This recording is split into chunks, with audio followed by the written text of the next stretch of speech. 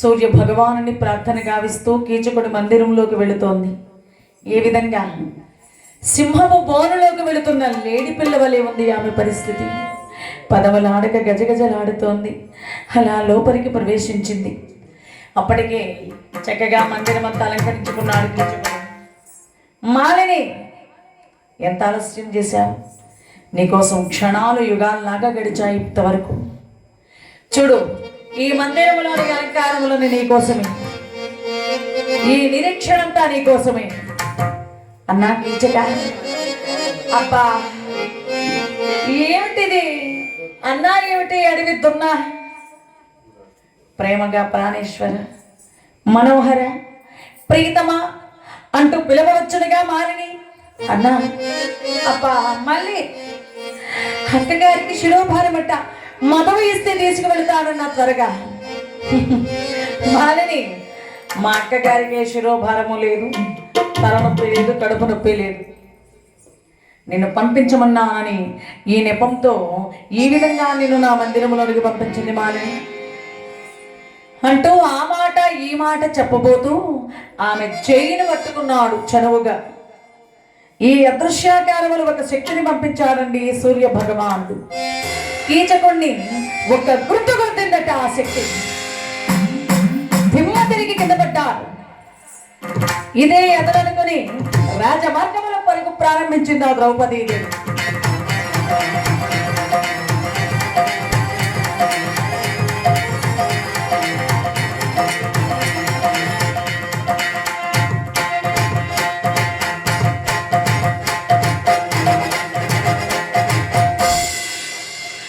వెంటనే తెప్పరిల్లి పైకి లేచాడు.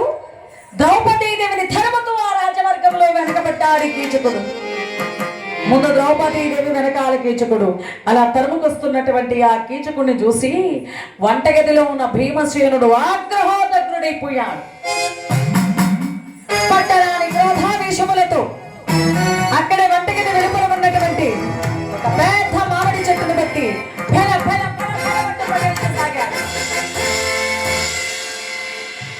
ఎక్కడో ఉన్న ధర్మరాజు గారి కంట్లో పడింది దృశ్యం. అవురా, ఈ భీముడు ఈ కీచకుడితో పోరాడితే అందరికీ సందేహం వస్తుంది. ఎలాగైనా భీముడిని ఆపాలని వినే వాళ్ళకి అనుమానం లేకుండా ఆ భీమసేనుడితో అంటున్నాడు, ఆగవలరా, ఆగు నాయన, ఎందుకలా తొందరపడతావు, ఆగు. వలదా వేగిరపాటు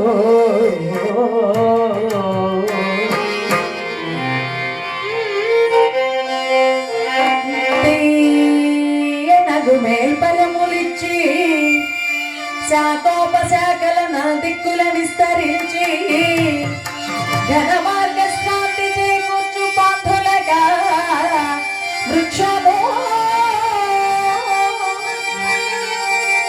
వంట కట్టి ఎలకిరుడు భోజములు లేవకో మలలా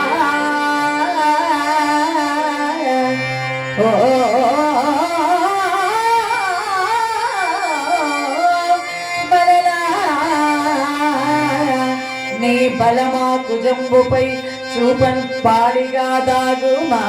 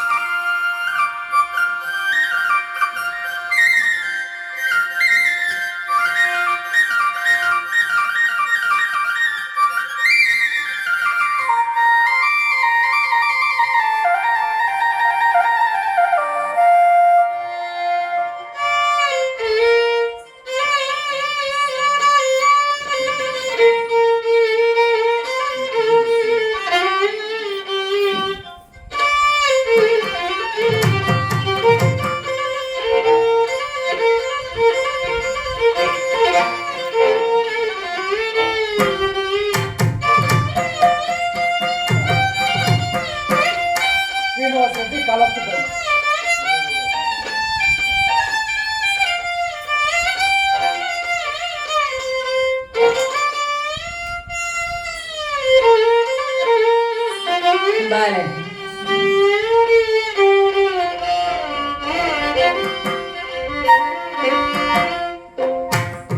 శ్రీనివాసరెడ్డి గారు కాళహస్తిపురం శ్రీనివాసరెడ్డి గారు భక్తులు సహృదయులు కళాభిమానులు రామరెడ్డి గారి జ్ఞాపకార్థంగా వాళ్ళకి ఏమవుతారు?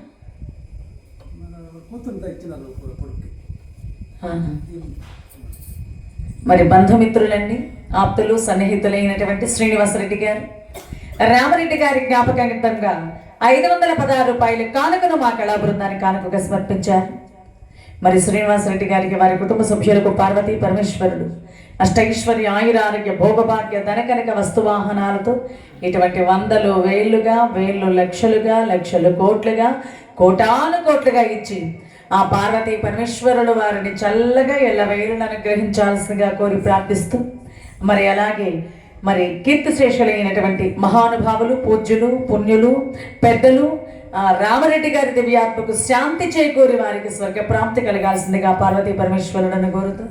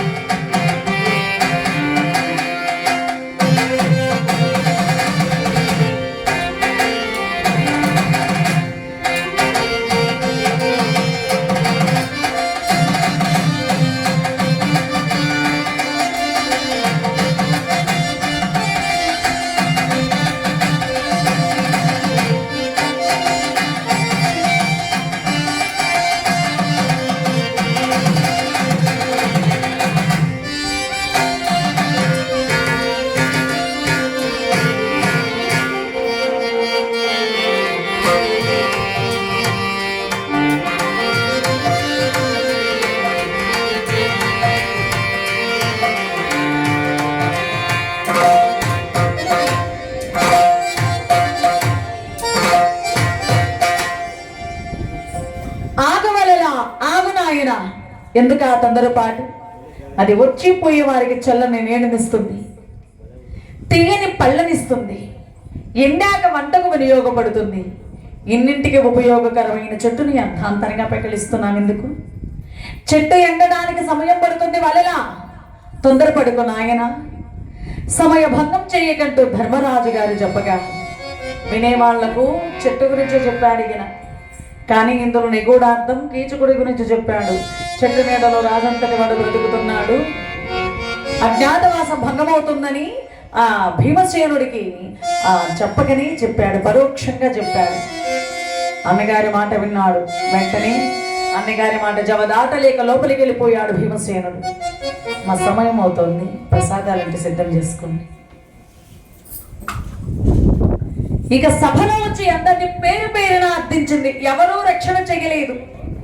ఇక్కడ వాళ్ళెవరూ తనను కాపాడలేరని అర్థం చేసుకుందా తల్లి. ఒంటరిగా వంటగదిని చేరి